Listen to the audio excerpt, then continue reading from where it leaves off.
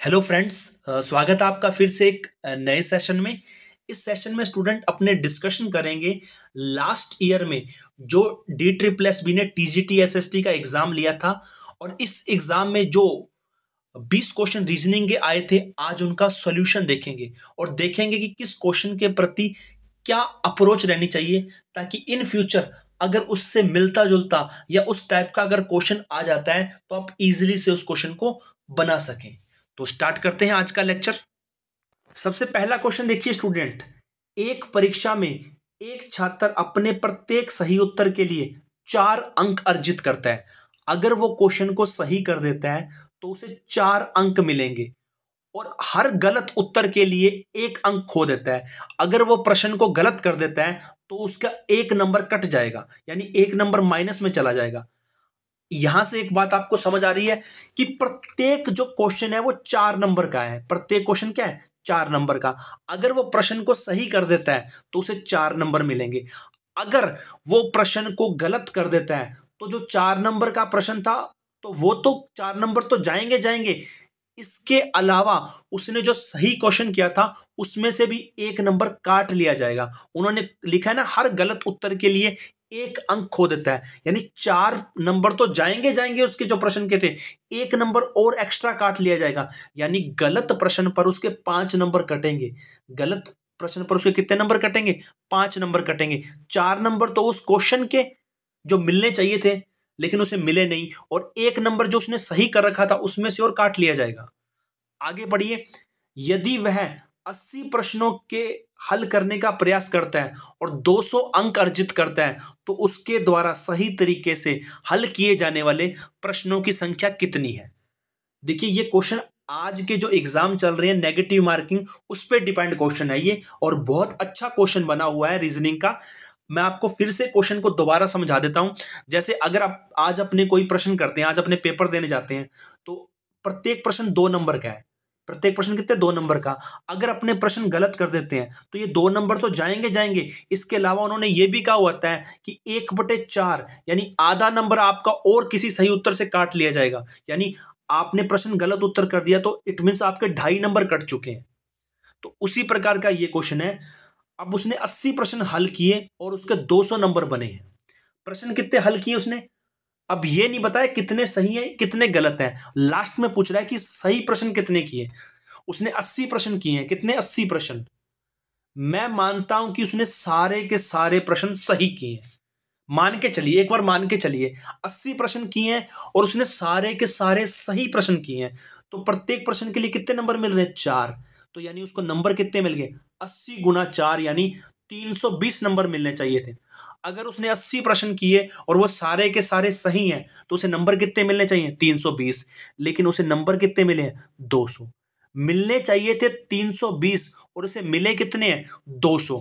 तो यानी जो 120 क्वेश्चन 120 नंबर कम आए हैं ना, वो नंबर इसलिए कम आए हैं यानी उसने कुछ प्रश्न गलत किए हैं, तभी तो 120 नंबर कम आए हैं। मैं मान के चलता हूं कि सारे के सारे सही किए हैं, सही किए तो उसे 320 नंबर मिलने चाहिए थे। कितने?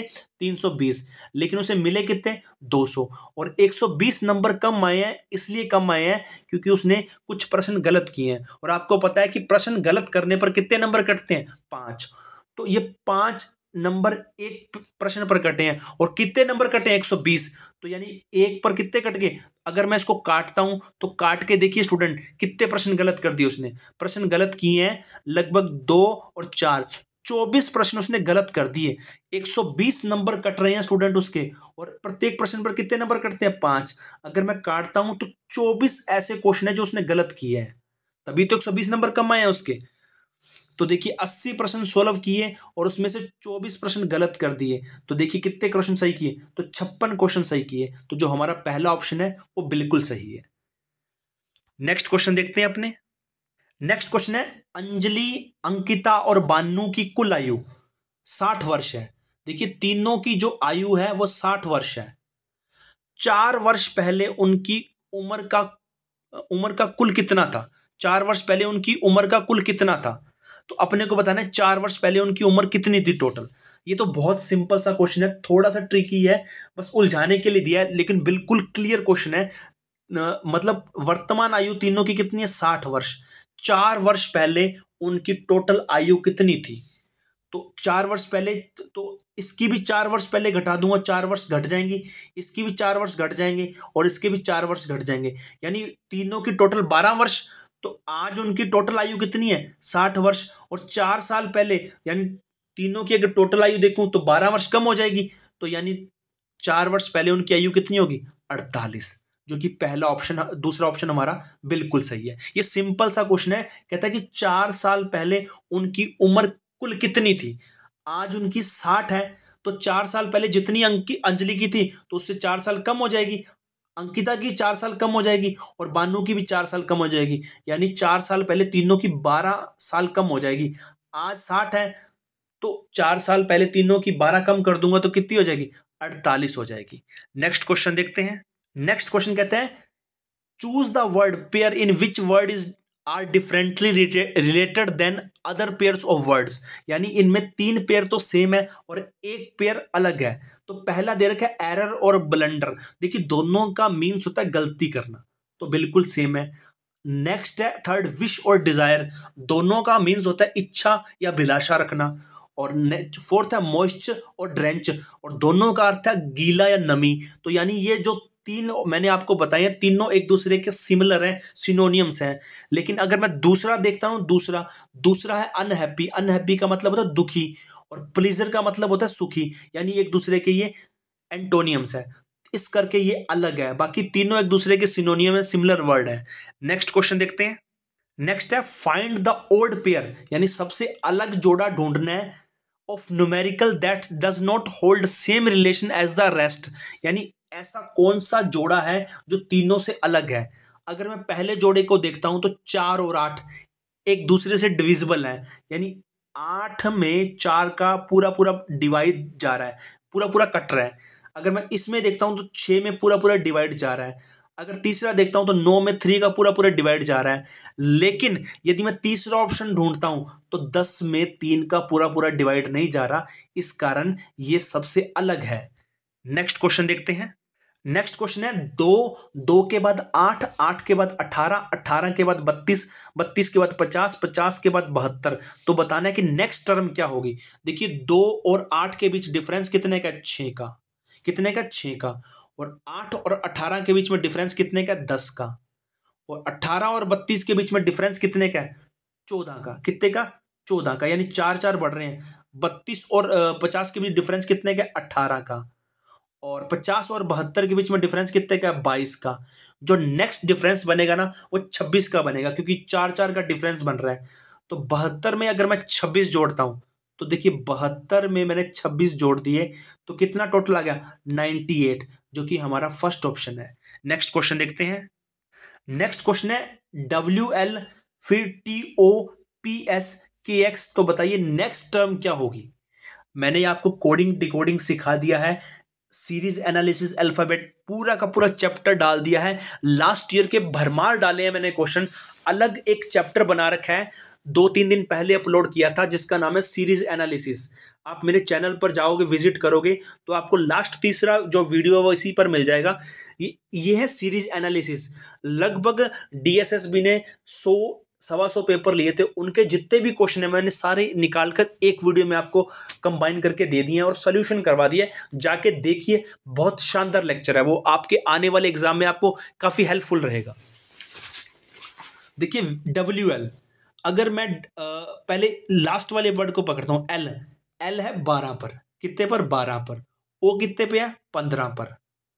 और S कितने पे है, 19 पर। और X कितने पे है, 23 पर। कितने पे स्टूडेंट, 24 पर। देखिए पहले 3 बढ़े, फिर 4 बढ़े, फिर 5 बढ़े, और अब कितने बढ़ेंगे, 6 बढ़ेंगे।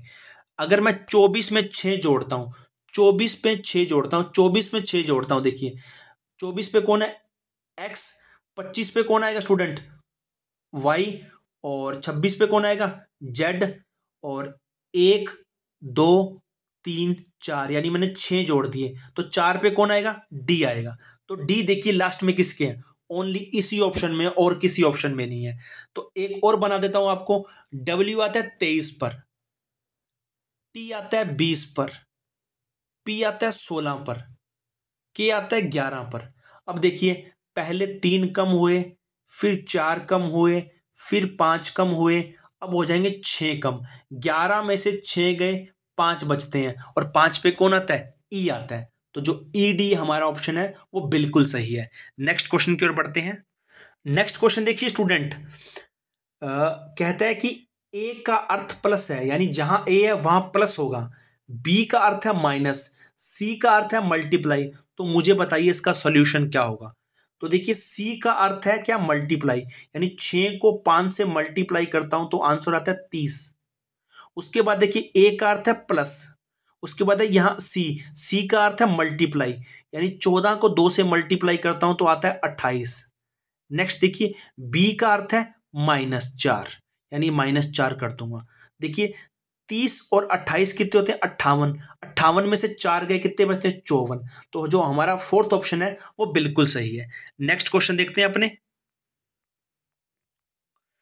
नेक्स्ट क्वेश्चन देखिए, साधना ने रामू का परिचय देते हुए, देखिए साधना इंट्रोडक्शन दे रही है रामू का, किसका? रामू का इंट्रोडक्शन दे रही है। तो साधना ने रामू का परिचय देती है, यहां साधना है और रामू के बारे में डिस्कशन कर रही है। तो क्या बोलती है साधना? अपने पिता, यानी जो साधना का फादर है उसकी पत्नी, यानी इसकी माता, यानी ये फादर है, इसकी पत्नी यानी वाइफ, तो इसकी क्या लगी? मदर लगी। के भाई, यानी इसकी मदर का भाई, यानी इसका क्या लगा? मामा लगा। मामा के पुत्र के रूप में है कौन? रामू, यानी ये इसका मामा का लड़का है, और मामा का लड़का इसका क्या लगा स्टूडेंट? इसका लगा कजन। तो जो फर्स्ट ऑप्शन है वो बिल्कुल सही है। चचेरा, ममेरा, मोसेरा भाई कुछ भी हो सकता है। दोबारा से रिपीट कर देता हूं मैं। साधना कह रही है कि जो मेरा पिता है, यानी जो मेरे फादर हैं, उनकी वाइफ है, तो ये इनकी जो वाइफ है वो इनकी क्या लगी? मदर। और इनकी इनकी वाइफ का भाई, यानी इनकी माता का भाई जो इसका भाई है, तो इसका क्या लगा? मामा लगा। मामा का लड़का है कौन? रामू। तो रामू और साधना का क्या रिलेशन है? ये दोनों कजन लगे। नेक्स्ट क्वेश्चन देखते हैं। नेक्स्ट है, निम्नलिखित वेन आरेख ध्यानपूर्वक अध्ययन करें और प्रश्न का उत्तर दें। कहता है कितने लोग केवल 2 भाषा बोलते हैं? ऐसे कितने लोग हैं जो 2 भाषा बोलते हैं? अगर मैं देखता हूं ये 26, ये देखिए यहां 26, तो 26 ऐसा अंक है जो गुजराती में भी आ रहा है, गुजराती का सर्किल ये है और हिंदी का सर्किल ये है। तो 26 ऐसा व्यक्ति है जो दोनों में आ रहा है, 26 ऐसे व्यक्ति। तो पहले तो 26 मिल गए। उसके बाद देखिए, उसके बाद आ रहा है 17। 17 देखिए मराठी में भी आ रहा है और हिंदी में भी आ रहा है। तो 17 ऐसे हैं जो हिंदी भी बोलते हैं और मराठी भी बोलते हैं। एक तो 26 मिल गया और एक क्या मिल गया? 17 मिल गया। 26 और 17 को टोटल करते हैं 36, 36 और 7 कितने होते हैं? 43। अब और देखते हैं अपने, और ऐसे कौन से व्यक्ति हैं जो 2 भाषाएं बोल रहे हैं? तो देखिए यहां एक और व्यक्ति आ रहा है, कौन सा? वो आ रहा है 51। 51 गुजराती भी बोलता है और क्या बोलता है? मराठी भी बोलता है। तो देखिए 26, 17 और 51, आप इनको टोटल कर दीजिए तो ऐसे व्यक्ति हैं जो केवल 2 भाषाएं बोलते हैं। इसने खुद ने लिखा है केवल, यानी केवल शब्द किया ओनली। ओनली 2 भाषाओं का यूज करना है, ओनली 2, ओनली ओनली ओनली, बार बार मेंशन कर रहा हूं, केवल 2। तो ऐसे और व्यक्ति हैं, देखिए 7, 7 मराठी भी बोलता है, हिंदी भी बोलता है, गुजराती, ये 3 भाषाएं बोल रहा है, लेकिन उसने बोला था केवल 2 भाषाएं ओनली। अगर वो बोलता ना कितने लोग 2 भाषा बोलते हैं, तो अपने 7 को भी काउंट करते, 2 भाषा, तो 3 बोल रहे हैं यानी 2 तो बोलेंगे, लेकिन अब उसने मेंशन कर दिया केवल। तो केवल में तो ऐसे 2 व्यक्ति हैं, हिंदी 26 जो हिंदी गुजराती बोलते हैं, 17 ऐसे जो हिंदी मराठी बोलते हैं, 51 जो गुजराती मराठी बोलते हैं। इनको टोटल कर देना, आपका आंसर आ जाएगा। तो टोटल करें स्टूडेंट, पहला 26, 26 के बाद 17, 17 के बाद 51, टोटल कीजिए, ये कितना आ गया? 4, 6, 6 और 2 8 और एक हासिल थी 9, यानी 94। नेक्स्ट क्वेश्चन देखते हैं। नेक्स्ट क्वेश्चन देखिए, identify the most appropriate option. सबसे अच्छा ऑप्शन कौन सा है? एक कंप्यूटर मस्ट हैव, कंप्यूटर के पास सबसे पहले क्या होना चाहिए? देखिए प्रिंटर कोई जरूरत नहीं है, बिना प्रिंटर के कंप्यूटर चल सकता है, कट गया। गेमिंग कंसोल कोई जरूरत नहीं है। देखिए सीडी डीवीडी प्लेयर कोई जरूरत नहीं है, बिना प्रोसेसर के कंप्यूटर कभी नहीं चल सकता, तो इसका आंसर क्या होगा? प्रोसेसर। नेक्स्ट क्वेश्चन देखिए, यदि पारदर्शी कागज बिंदीदार रेखा पर मोड़ दिया जाता है तो परिणाम आकृति क्या होगी? वो कह रहा है कि ये आपके पास एक आकृति है, इसको बीच में से अपने को काटना है इस डॉटेड लाइन से, और ये जो नीचे वाला ऑप्शन है इसको ऊपर उठा के रखना है, ऊपर उठा देना, मोड़ देना है। यानी जो ऑप्शन ऐसा था, ऐसा ऑप्शन था, तो इसको बीच में से पहले काटना है। कहां से काटना है? बीच में से, यहां से काटना है।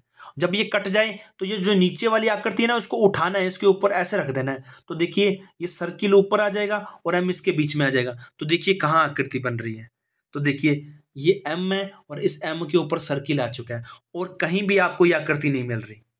ठीक है स्टूडेंट, ओके, ये सेकंड ऑप्शन हमारा बिल्कुल सही है। देखिए शॉपिंग मॉल में आपका सामना किसी अस्वास्थ्यकर उत्पादों के लिए एक शॉप के कर्मचारियों के साथ झगड़ा हो जाता है और एक गुस्सैल ग्राहक से होता है, आपका सबसे उचित कदम क्या होगा? देखिए आपका कोई मॉल में काम कर रहे हो और आपका झगड़ा हो जाता है, तो आप क्या करोगे? अपना काम करते रहना चाहिए, एक आंदोलन करना चाहिए और सभी ग्राहकों को स्टोर से बाहर निकालने के लिए उकसाना चाहिए, मॉल के सभी उत्पादों को फेंक देना चाहिए, या अस्वास्थ्यकर उत्पाद के लिए आवश्यक कार्रवाई के लिए घटना मॉल अधिकारियों को नोटिस?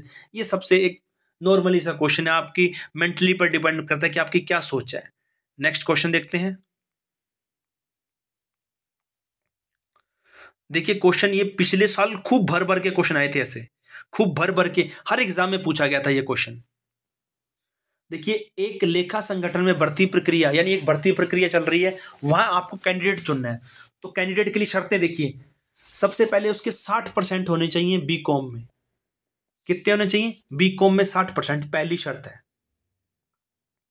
ठीक है, फिर उसका 1/17/2016 को कम से कम उसकी 24 साल आयु पूरी कर हो जानी चाहिए और 40 साल से अधिक नहीं होना चाहिए। ठीक है, उसके बाद तीसरी शर्त देखिए, उम्मीदवार को शिक्षा के बाद कम से कम 2 वर्ष का कार्य अनुभव होना चाहिए, यानी कम से कम अगर उसने बीकॉम कर लिया उसके बाद 2 साल का एक्सपीरियंस होना चाहिए उसको इस जॉब के लिए। तीसरी कंडीशन। चौथी कंडीशन देखिए, अगर वो कंपटीशन एग्जाम होता है, एक पेपर होता है, उस पेपर में 55% लेने आवश्यक है। 4 शर्तें बता दी। बीकॉम में कितने? 60% होने चाहिए। 1/7/2016 को उसकी आयु कम से कम 40 होनी चाहिए और ज़्यादा से ज़्यादा कम से कम 24 होनी, ज़्यादा से ज़्यादा 40 नहीं होनी चाहिए। 2 वर्ष का अनुभव होना चाहिए, 55% उसके होने चाहिए। अगला देखिए, अगर कहता है इन कंडीशन वो शर्तें पूरी नहीं करता, पहली शर्त पूरी नहीं करता, पहली शर्त क्या थी? बीकॉम। अगर उसके बीकॉम में 60% नहीं है तो ये क्या कहते हैं?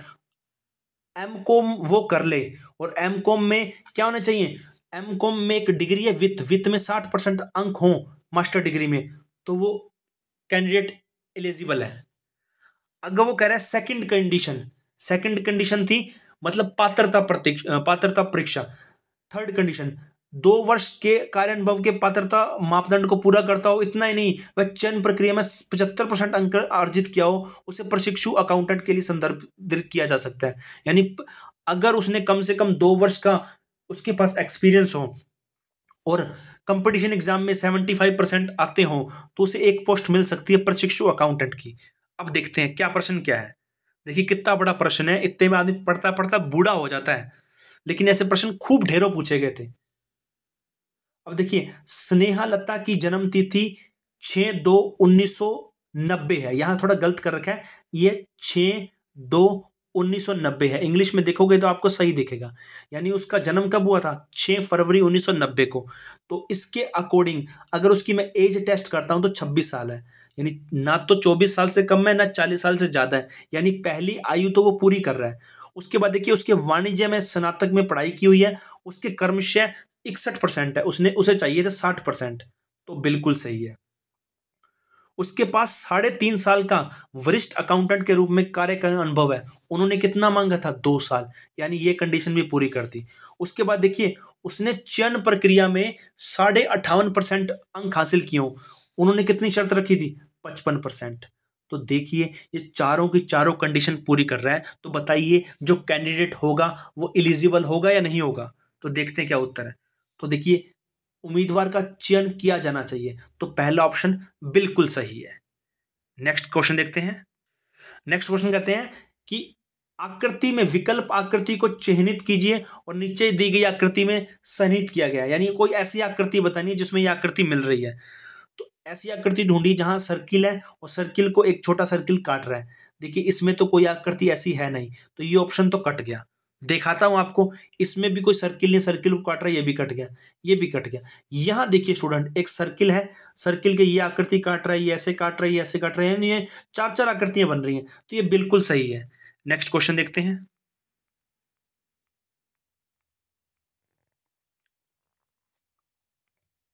नेक्स्ट क्वेश्चन देखिए, निम्नलिखित ग्राफ में पिछले 6 वर्षों से जनजातीय गांव जेड में डेंगू बुखार की वजह से मृत्यु दर के बारे में जानकारी दी गई है। तो देखिए यहां मृत्यु दर के बारे में जानकारी दी गई है, तो बताओ किस अवधि के दौरान डेंगू बुखार के कारण मृत्यु दर में वृद्धि हुई।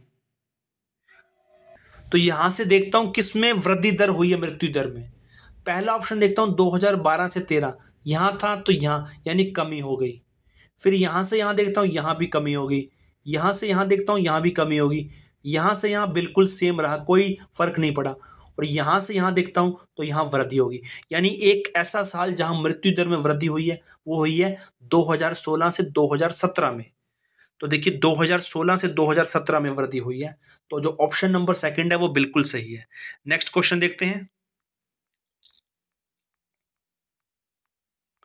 कहते हैं नीचे दी गई श्रृंखला में प्रश्न चिन्ह के स्थान पर क्या आएगा। तो देखिए यहां आपके पास पहला ये आकृति है और दूसरी ये आकृति है, इनमें क्या रिलेशन है। तो रिलेशन देखिए, पहले यहां ट्राइंगल बना है और ट्राइंगल के नीचे एक स्क्वायर बना है, तो सेकंड में क्या होता है, जो बाहर है उसको दूसरे वाली आकृति के अंदर ला दिया जाता है। तो इसमें भी क्या करेंगे, जो बाहर है ना उसको अगली आकृति में अंदर ला देंगे, तो अगली आकृति में जो ये हमारे पास स्क्वायर है वो अंदर आ जाएगा किसके, पेंटागन के। तो देखिए और ब्लैक किया हुआ है, बिल्कुल सही है, और कहीं ब्लैक नहीं किया हुआ। ठीक है स्टूडेंट, यहां ब्लैक किया हुआ है लेकिन यहां क्या है, ट्राइंगल। लेकिन अपने को चाहिए क्या, अपने को चाहिए यहां स्क्वायर। जो बाहर आकृति होती है वो अंदर वाली के अंदर बाहर वाली के अंदर आती है, तो यहाँ पेंटागन बन जाएगा, पेंटागन के अंदर ये क्या आ जाएगा, स्क्वायर, और स्क्वायर को ब्लैक कर दिया जाएगा। नेक्स्ट क्वेश्चन देखते हैं।